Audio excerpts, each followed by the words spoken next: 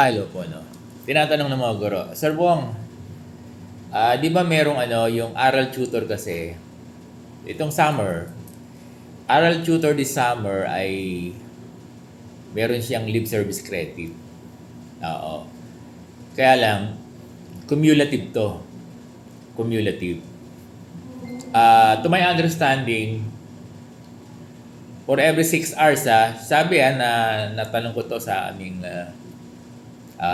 CIT.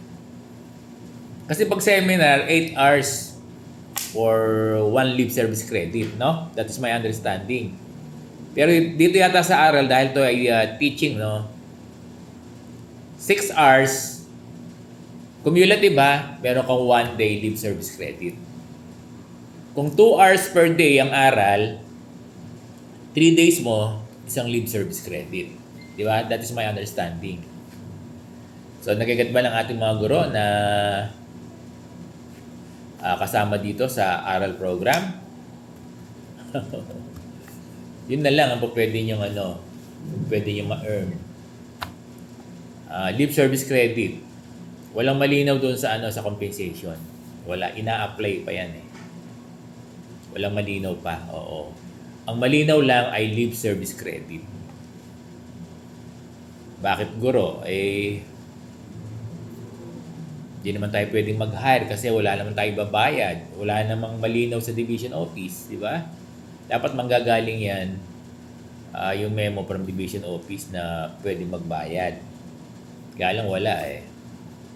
Kaya shock absorber. Sorry. Yung mga principal. So kinuusap na lang natin yung mga pwedeng mga guro natin para dito sa aral tutor.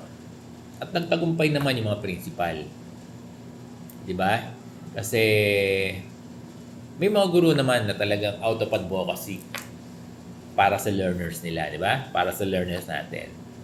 Kaya nag-participate sila, pumayag sila as tutors dito sa aral.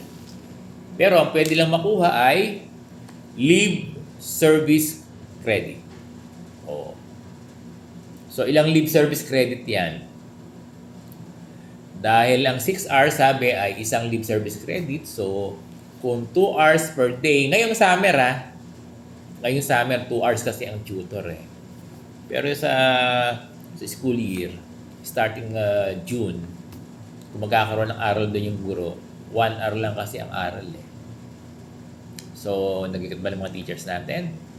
So, dapat maka 6 hours ka cumulative para magkaroon ng 1 day leave service credit. That is my understanding. No?